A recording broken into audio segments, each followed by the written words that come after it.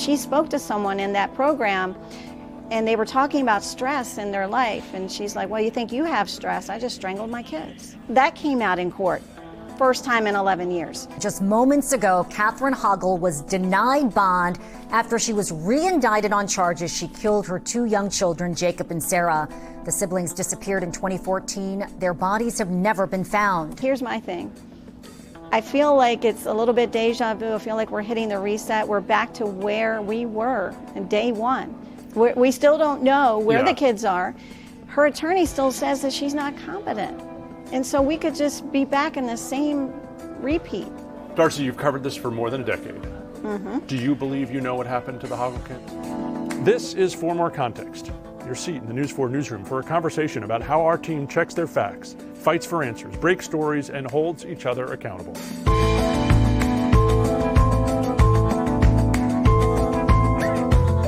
For 11 years, we've wondered what happened to those kids, and for 11 years, our reporter on the story, Darcy Spencer, has gotten unsatisfying answers.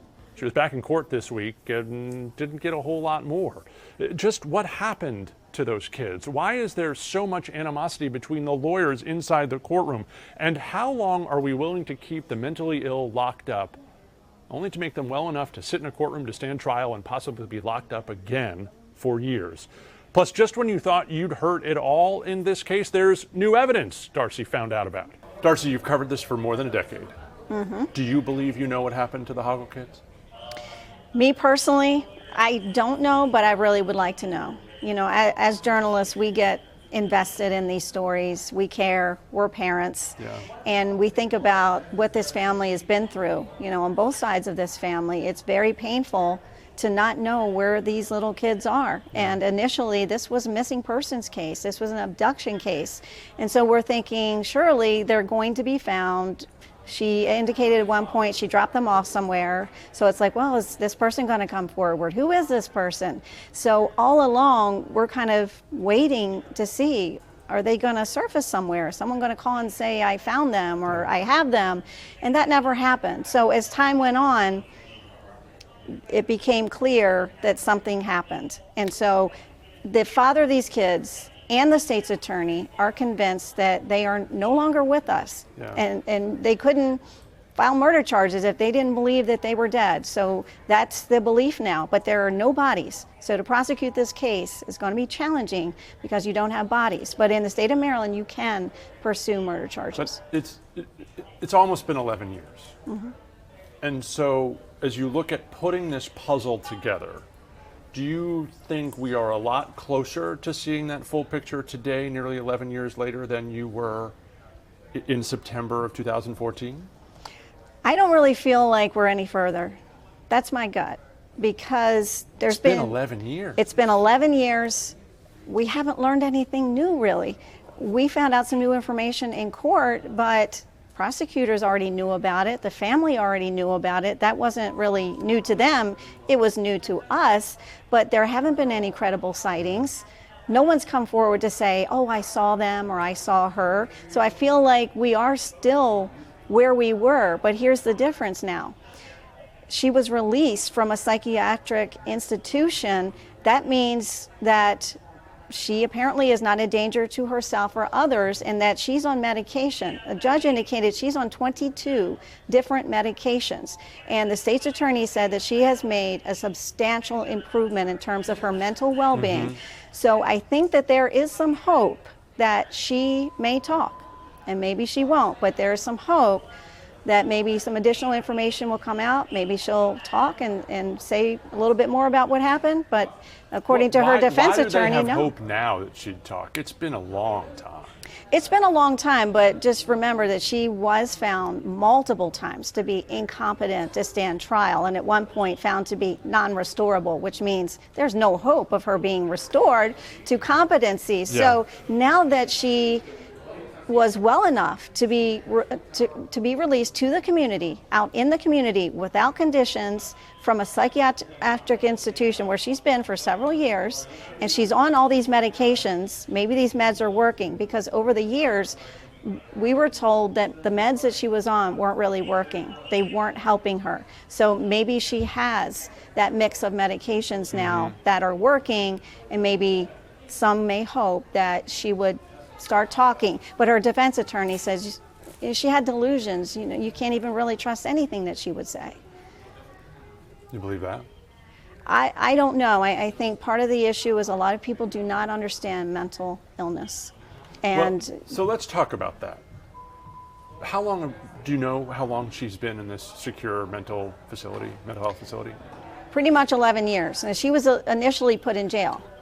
And in most states' systems, the primary focus of a facility like that is to restore their competency to go to court to stand trial. It's a weird dynamic for a mental health doctor, right? Yeah. And so not necessarily to restore them to full health, to a spot where all of us would hope that our loved ones would be, but to get them better and well enough to go back to court. Right. And so what have they always said about that process and Catherine Hoggle? Our understanding is that they have tried many different types of medications to try to restore her to competency, and she has received the treatment. She has gotten multiple evaluations, and every single time they said that she was not competent.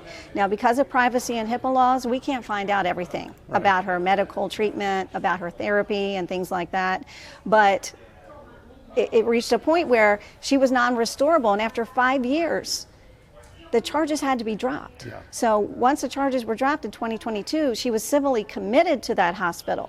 So the game kind of changed because she wasn't facing charges. So once she was okay enough, that's when she got released, apparently to some sort of group home that was not a secure environment. And there was photos taken of her just out in the community. So push pause on the photo. I want to come back to that in a second. But the fact that she was released, did you ever hear in court or outside court in an interview about what determination they made in order to release her?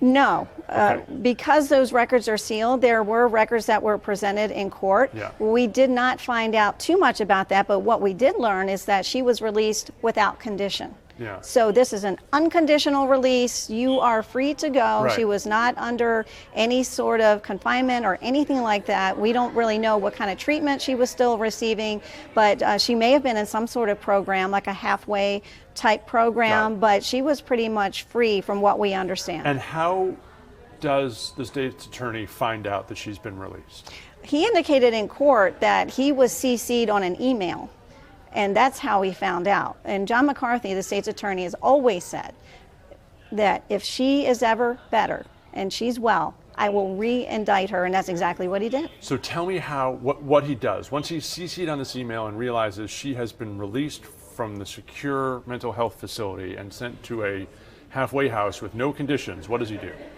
At that point, he's trying to figure out, where is she? And we don't know Oh, exactly. the email doesn't say where she is. It just says she's been released. I didn't see the email, but my understanding is people had to kind of figure out where she was, Okay. including her own family. Wow. So eventually, somehow it came out where she was, down in Kent County in Maryland. Yeah. And John McCarthy, the state's attorney, said that he sent surveillance down there to watch. Now, we don't know how long they were An watching investigator her. likely from his office, right? Possibly, and we don't know if it could have been Montgomery County Police, but someone went down there to conduct surveillance and see what she was up to, and he presented a photo in court of her out shopping and walking freely on her own, with no supervision, no one around, living what, you know, could be conceived as a normal life. Why is that a scandal? I guess it's a scandal because all these years she's been in that institution, and we were told that she wasn't competent, she wasn't restorable, and then suddenly she's out and she's shopping and she's out in the community. And so McCarthy, who's an elected official, is living up to that promise that once she is released and she's doing okay, and it appears she's doing much better with the medications to the point she was released without condition, he went ahead and indicted her again. Yeah. But we could actually be back. Here's my thing. I feel like it's a little bit deja vu. I feel like we're hitting the reset. We're back to where we were in day one. We still don't know where the kids are. Her attorney still says that she's not competent. And so we could just be back in the same repeat. So there was no indication, and you were in court yesterday, right? Yes. How long was these hearings? A couple of hours. Okay, so that was a lot for a bond review. Right. And did anyone put in evidence about what her diagnosis is now? No, that's sealed. There wasn't anything, but in the past, it's been reported and confirmed that she suffered with paranoid schizophrenia. And also important to note, a lot of people may not realize this, that she's a highly intelligent person. Yeah. I've been told by multiple people, like genius level intelligence.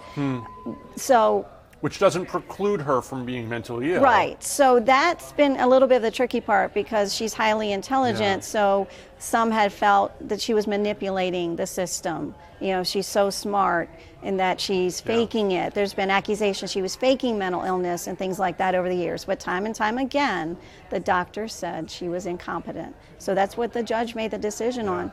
22 meds is a lot to take if you're faking it, I suppose. That's a lot of medication. Take me a couple steps back. Just from watching the stories, it feels like there was a lot of animosity between McCarthy and her lawyer.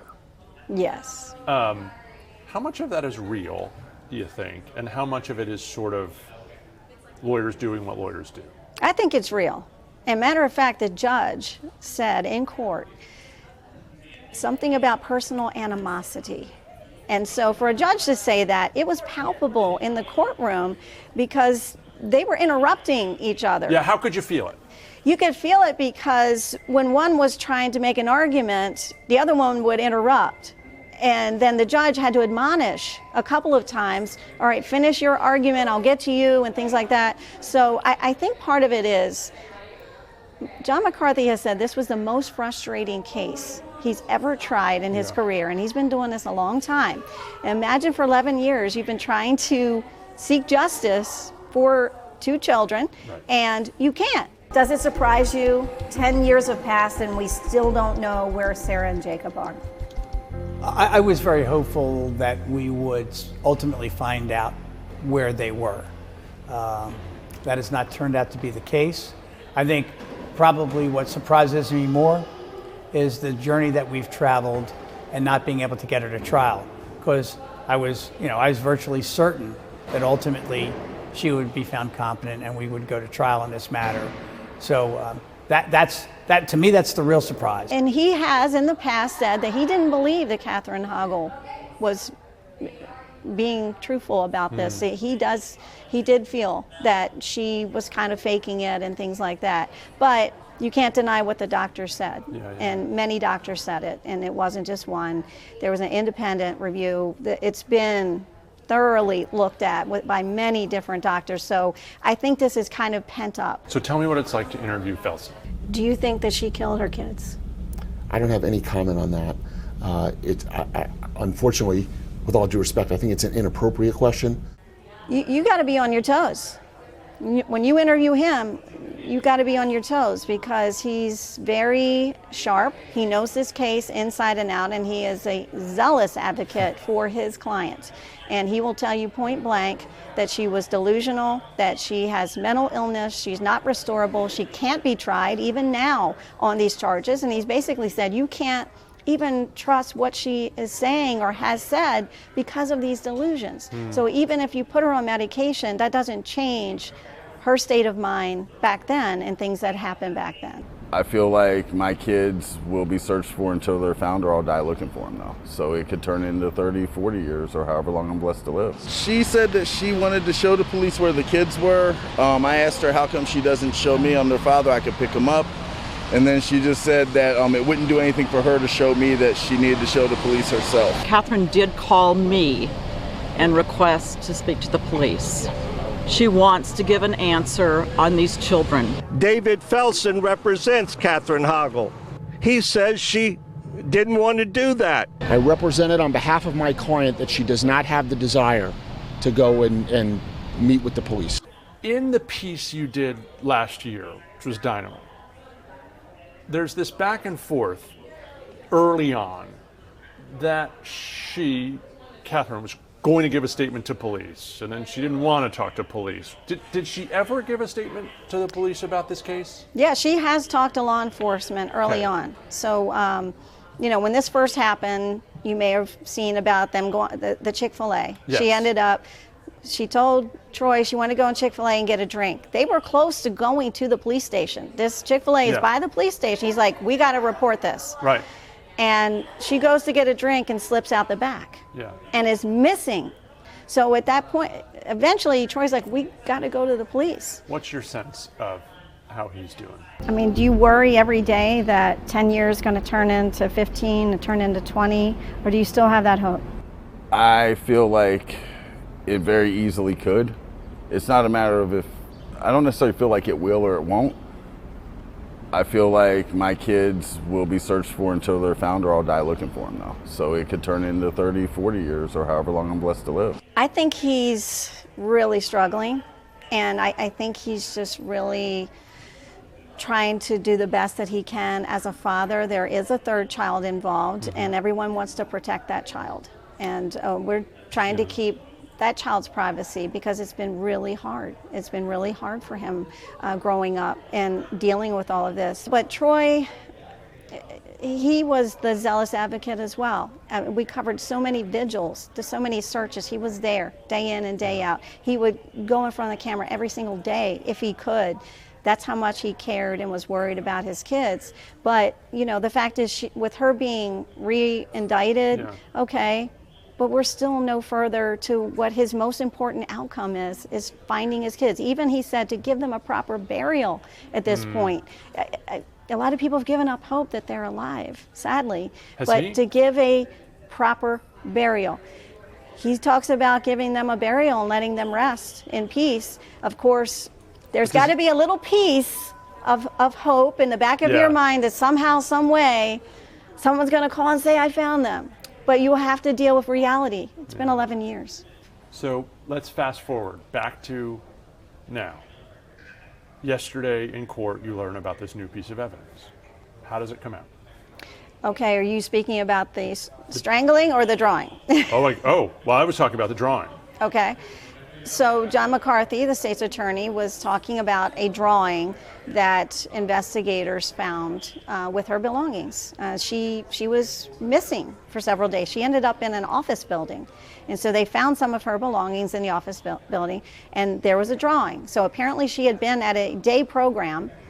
The program is apparently how to deal with stress. And so there was an activity where there was a drawing, and apparently there was a hand in a picture that was already there, and a trash can at the bottom of the picture. And the activity was draw in that empty space what you could get rid of in your life to reduce your stress.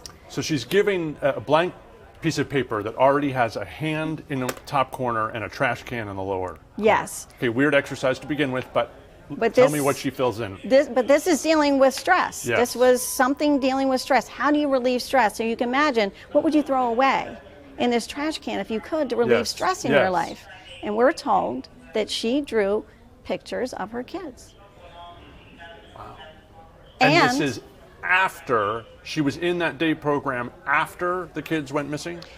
They were missing, although people didn't really know that. That was the day, is my understanding, that she and Troy drove around for hours looking for them. And it was also that same day that she spoke to someone in that program, and they were talking about stress in their life. And she's like, well, you think you have stress? I just strangled my kids. That came out in court, first time in 11 years. So what's it like when you hear that? You've been working on this case for 11 years, and all of a sudden you realize they've been sitting on two pretty blockbuster pieces of evidence. One, that she talks about strangling her kids. Two, that she draws a picture of throwing them in the trash can. Yeah, I feel like they knew this. I don't feel like it was new information to them. I feel like it was new information to us. And McCarthy's very careful to only talk about what he says in open court. And I feel like at this point, he's just letting it out. He's letting out more of what he has. So I feel like he really felt compelled to give more to this judge, to make sure this judge understands that this is a dangerous person. She has made threats. There is a remaining child who people need to look out for, and he wanted her held without bond. So he let loose with some information we didn't have before. How did the judge react? She was pretty stoic, and this was a new judge. She comes back and she has to recite the reasons for her decision, and she cited some of the things, the risk of flight. Catherine Hoggle ran away when this first happened. She was missing. So there's a risk of flight. There's also the dangerousness to the community, threats that she's made. I don't know about the drawing. The defense attorney's like, you can't even prove she drew that. So why none do you of think this has McCarthy's come out doing before. it? Is he losing it a little bit, or is this a tactic to make sure you report what he said in court? I think part of it, this came out as well. The defense attorney said that Montgomery County Police had gone to a court commissioner recently and tried to swear out murder charges in the commissioner's office against Catherine Hoggle. And Felsen said that the commissioner said, no, I'm not going to, I don't find probable cause for 2 murder charges. Yeah, that was pretty eye-opening. We didn't know that. But a grand jury did. Right, so then you change tactics and go for a grand jury. And now McCarthy said, well, it's really hard, as a commissioner, and we don't have the bodies, so we went to the grand jury. But I think, as the state's attorney, you don't want to take any chances. And you're in a bond review. She could have been released. She could have been sent somewhere with electronic monitoring. So I feel like he was kind of going for it and presenting what he had to make sure she was held. And the judge did decide to hold her without bond, saying that she, was a risk flight, and also she's a danger to the community. And so, Darcy, how does this proceed? Well, I'm afraid that we're starting from scratch. That's 100%. We're starting from scratch. As much as has happened in the past, these are new charges. So we hit the reset button, start all over. What I think happens is that David Felsen would likely put in a motion to drop the charges. And he said that she's not competent, she's not restorable. He didn't ask for a new competency evaluation or anything at this point, but I would imagine he will.